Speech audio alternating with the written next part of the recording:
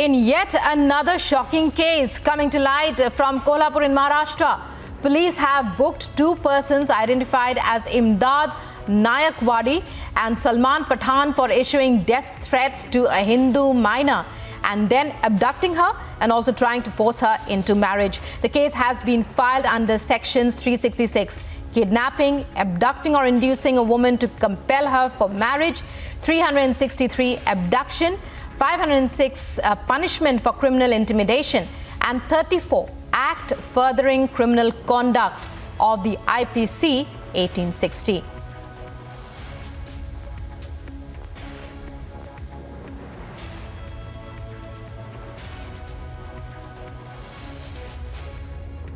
मामला पिछले 2.5 साल से चल रहा है और हिंदुवादी संगठनों के नज़र में वो पिछले कुछ दिनों में आया है। जब से लड़की की माँ, पीड़िता की माँ इस बारे में पुलिस के पास, बाल आयोग के पास कंप्लेंट रजिस्टर करने के लिए जा रही थी, तो उसको वहाँ पर किसी भी तरह से अच्छी तरह से रिसीव नहीं किया जाता था, एंटरटेन नहीं किया जाता था। तो वो हमारे ग्रामीण पदाधिकारी के पास, हिंदुवादी संगठन के पास जब से आई, तब से उन्होंने ये मुद्दा हाथ में लिया और उनका सहयोग करने लगे। ये मामला 2.5 साल से चल रहा है। इसमें पहले भी केस रजिस्टर हो गया था।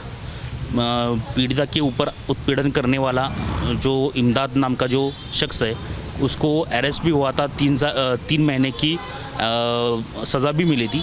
उसके बाद वो ज़मानत पे बाहर था। उसके बावजूद उसने बाहर आने के बाद महिला के ऊपर अत्याचार किए, उनके घर में जाकर उनको धमकाया जाता था। इस पूरे मामले में एक कोल्हापुर के कुछ बाहुबली नेताओं की तरफ से केस पर इन्फ्लुएंस भी हुआ। इसी वजह से उनको किसी भी तरह की मदद नहीं मिल रही थी, उनको अच्छी तरह से रिसीव नहीं किया जाता था। इस तरह का ये सब मामला है। और साथ ही यहाँ पर किसी भी तरह की लड़की की लवजात जब हम बोलते हैं तो ऐसा लगता है कि कोई प्यार का मामला है, लेकिन यहाँ पर पीड़िता की ओर से कोई भी प्यार का मामला वगैरह इसमें नहीं है। यहाँ पर उसकी परिस्थिति का, उसकी कम आयु का फ़ायदा लिया गया और उसके साथ अत्याचार किया गया। अपने धर्म के बारे में, उसके हिंदू धर्म के बारे में भली बुरी बातें कही गई। अपने धर्म के बारे में उसका ब्रेन वॉश किया गया। पन्हाड़ा कर फोर्ट हमारा जो कोल्हापुर में है, वहाँ पर जो एक मदरसा चलता है, वहाँ पर उसे ले जाकर उसका ब्रेन वॉश किया गया। यहाँ तक, इस हद तक किया गया कि आज वो लड़की सुबह के ब्रेकफास्ट हो या शाम का, दोपहर का, शाम का खाना हो, ये सब भी चीज़ें वो नमाज़ पढ़ने के बाद ही करते हैं। तो 14-15 साल की, 16 साल की लड़की इस हद तक किस तरह से उस मज़हब के प्यार में किस तरह से पढ़ सकती है? ये सब सवाल खड़े होते हैं। किस तरह से उसका ब्रेन वॉश किया गया है, किस तरह से उसके ऊपर इन सब चीज़ों की कई बार उनका एक साथ ट्रैवल करना हुआ, कई साथ दोस्तों के साथ बाहर जाना हुआ। वहाँ पर जो चीज़ें हुई, यहाँ तक सुनने को आया है कि उसके ऊपर ड्रग्स का भी प्रयोग किया गया। एक बात बताइए, ये लोगों की शादी नहीं हुई, तो जो इमदाद के पेरेंट्स थे, उन लोगों ने भी उस लड़की को बगैर शादी के उसको रहने दिया है? उसकी फैमिली की ओर से पूरी तरह से सहयोग रहा। उसके बाप के बारे में हमें जब पता चला तो वो खुद एक मौलाना है और वो बहुत सारे धर्मांतर के केसेस उसने हैंडल किए, बहुत सारे धर्मांतर उसने करवाए हैं। और इस सब मामले में उसकी फैमिली का उसको फुल सपोर्ट था।